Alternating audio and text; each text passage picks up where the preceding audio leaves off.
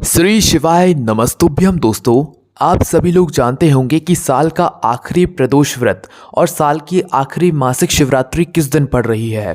दोस्तों हम आप लोगों को बता दें कि साल का आखिरी प्रदोष और साल की आखिरी मासिक शिवरात्रि एक ही दिन पड़ रही है, जो कि 21 दिसंबर 2022 को पड़ रही है। अब आप लोग सोच और समझ सकते हैं कि प्रदोष व्रत भी भगवान शिव का ही होता है और मासिक शिवरात्रि भी भगवान शिव की ही होती है। मतलब ये दोनों ही जो दिन होते हैं ये भगवान शिव को बहुत प्रिय होते हैं और इस दिन किया गया भगवान शिव जी के ऊपर कोई भी कार्य, कोई भी उपाय आपको बहुत ही विशेष फल देता है।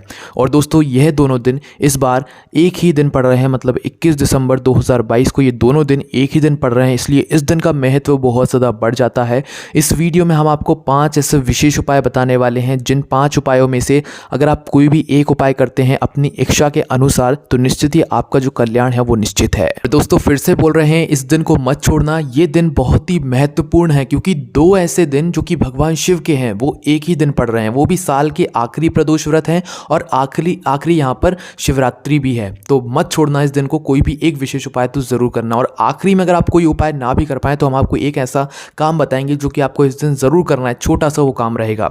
तो दोस्तों सबसे पहले उपाय की बात करते हैं। तो सबसे पहला उपाय है मनोकामना पूर्ति का। अगर आप चाहते हैं कि आपके मन में कोई मनोकामना है, कोई विशेष कामना है जो कि आप लंबे समय से सोचकर बैठे हुए हैं और आपने उसके लिए व्रत कर लिए हैं, उपाय कर लिए हैं, नहीं हुई है वो पूरी, तो भाई इस दिन पूरे मन और पूरे भाव से ये उपाय कर लेना। आपको लेना क्या है, एक काली मिर्ची और 7 काली तिल के दाने। काली मिर्ची जो काली काली होती है और काली तिल जो कि आप लोग लड्डू बनाकर खाते हो ना जिन काली तिल के, वो वाली काली तिल, ठीक है। एक काली मिर्ची और 7 काली तिल के दाने, ठीक है। इसे लेकर आपको शिव जी के मंदिर जाना है प्रातःकाल सुबह सुबह। आप चाहें तो अपने साथ 1 लोटा जल भी लेकर जा सकते हैं, कोई दिक्कत नहीं है, ठीक है। शिव मंदिर में पहुंचकर शिव जी के ऊपर 1 लोटा जल लेकर गए हैं तो वो चढ़ा दीजिए। चढ़ाने के बाद आपको करना क्या है कि अपने सीधे हाथ की हथेली में वो 1 काली मिर्ची और 7 काली तिल के दानों को रखना है और भगवान शिव जी का कोई भी मंत्र का जाप कर कर, भगवान शिव जी के नाम का स्मरण कर कर इन 7 काली तिल और 1 काली मिर्ची को जो है भगवान शिव जी की शिवलिंग के ऊपर समर्पित कर देना है। समर्पित करने के बाद भगवान से अपनी मनोकामना बोलना है, जो कि आपकी बहुत ही विशेष मनोकामना है, जिसके लिए आप अपनी तरफ से पूरी कोशिश कर रहे हैं। और कुछ समय तक रुकिए और विश्वास मानिए, इस बार अगर आपने यह उपाय कर लिया अपनी किसी भी विशेष मनोकामना के लिए तो आपकी वह मनोकामना जरूर पूर्ण होगी।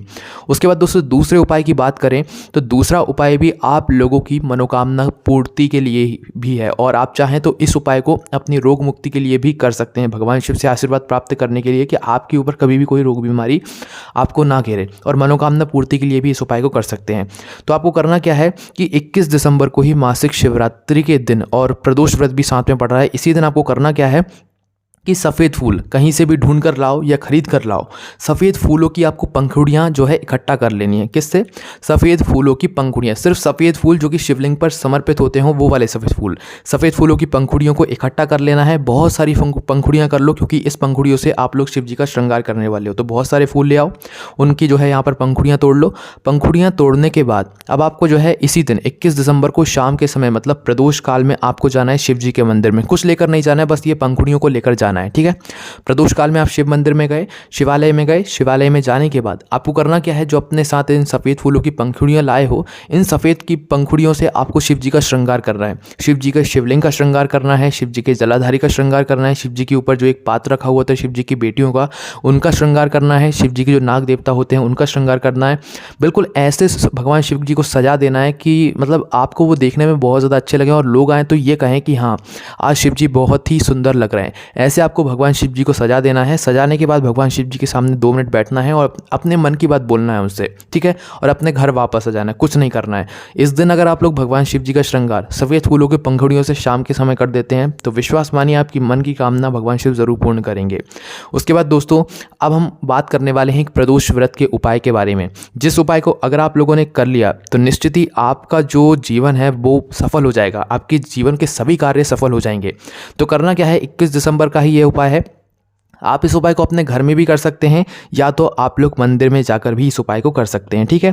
तो आपको करना क्या है कि एक दीपक तैयार करना है, 2 बाती का, कितना, 2 बाती का। लंबी बाती आप ले सकते हैं, गोल बाती भी ले सकते हैं, ठीक है। अब आप कहेंगे कि गोल बाती 2 कैसे रख सकते हैं एक दीपक में, पर इस उपाय में आपको 2 बाती का ही उपयोग करना है। तो आप चाहें तो लंबी बाती भी 2 रख सकते हैं या तो गोल बाती भी 2 रख सकते हैं, ठीक है। इस उपाय में आपको 2 बाती ही रखना है। तो आप इस उपाय को अपने घर में भी या मंदिर में कर सकते हैं। तो करना क्या है, आपको 2 बाती का दीपक तैयार करके उसमें घी आपको डाल लेना है, ठीक है। थोड़ा ज़्यादा घी डालिएगा क्योंकि आपको इसमें थोड़ा बैठना पड़ेगा। तो आपको 2 बाती का दीपक तैयार करके उसमें घी डाल लेना है, ठीक है। घी डालने के बाद आप अपने घर में कर रहे हैं तो भाई घर में बैठ जाइए, या तो आप मंदिर जा रहे हैं तो मंदिर में जाकर बैठ जाइए। इस दीपक को प्रज्वलित कर लीजिए। 2 जगह से बाती जलनी चाहिए, इस बात का आप ध्यान रखिएगा, ठीक है। 2 बाती आप लोगों ने जला ली। अब जलाने के बाद आपको करना क्या है कि आपको जो है दारिद्र्य दुख दहन स्त्रोत का पाठ करना है, ठीक है। अब इसकी एक किताब आती है, बाजार से जाकर ला सकते हैं, या तो मोबाइल में इंटरनेट से निकाल कर भी इस स्त्रोत का पाठ कर सकते हैं आप लोग, ठीक है। पर वो दीपक को जलाने के बाद घी का दीपक होना चाहिए, 2 बाती उसमें जलनी चाहिए, ठीक है। वो दीपक जलाकर आपको दुख दारिद्र्य दहन स्त्रोत का पाठ करना है, और इस उपाय को करने से आपके जीवन की सारी दुख समस्याएं दूर होंगी, ठीक है। घर में कर रहे हैं तो घर में कीजिए, और मंदिर में जाकर कर रहे हैं तो मंदिर में जाकर कीजिए, ठीक है। कोई दिक्कत नहीं है, बहुत ही विशेष उपाय है। और इस उपाय को आप 5 प्रदोष तक अगर कर लिए तो आपकी जो भी दुख समस्या होगी वो अपने आप ही दूर हो जाएगी, ठीक है। पर इस दिन तो ज़रूर करना ही करना है। अब दोस्तों उसके बाद एक और उपाय की बात करते हैं जो कि 21 दिसंबर मतलब करना है आप लोगों को। इससे आपके जीवन में आपके ऊपर भगवान शिव का आशीर्वाद आपको प्राप्त होगा। इसके लिए आपको एक रुद्राक्ष की आवश्यकता होगी। रुद्राक्ष आप लोग कहाँ से लाएंगे? जिनके पास कुबेरेश्वर धाम का रुद्राक्ष है, बहुत सही है, वो रुद्राक्ष जो है सिद्ध है, ठीक है। उसी रुद्राक्ष को आप इस उपाय में उपयोग करें। अगर नहीं है कोई और रुद्राक्ष है तो भाई उस रुद्राक्ष को भी आप लोग ले सकते हैं। तो सबसे पहले आपको करना क्या है कि उस रुद्राक्ष के ऊपर आपको पीला चंदन पूरे में लपेट लेना है। क्या करना है, पीले चंदन को गीला कर लेना है थोड़ा सा, और गीला करने के बाद उस रुद्राक्ष के ऊपर पूरा पीला चंदन लपेटना है। इतना लपेटना है कि जो रुद्राक्ष है वो दिखना नहीं चाहिए, उसके गोलम गोल जो है आपको पीला चंदन ही दिखना चाहिए। पूरे गोलम गोल आपको जो है यहाँ पर पीला चंदन लपेट लेना है। लपेटने के बाद अब आपको प्रातःकाल जो है उस रुद्र चंदन को लेकर साथ ही में 1 लोटा जल लेकर शिव जी के मंदिर जाना है, ठीक है। शिव जी के मंदिर पहुँचे। शिव जी के मंदिर पहुँचने के बाद सबसे पहले उस रुद्र चंदन को, जिस पे आपने जो है यहाँ पर चंदन लगाया है जिस रुद्राक्ष पर, उस रुद्राक्ष को शिव जी के शिवलिंग के ऊपर रख दो, ठीक है।